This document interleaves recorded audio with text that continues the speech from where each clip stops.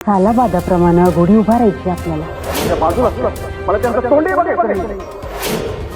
वैदेहीला केलं खोलीत बंद. माहीसाहेबांचा प्लॅन झाला सक्सेसफुल.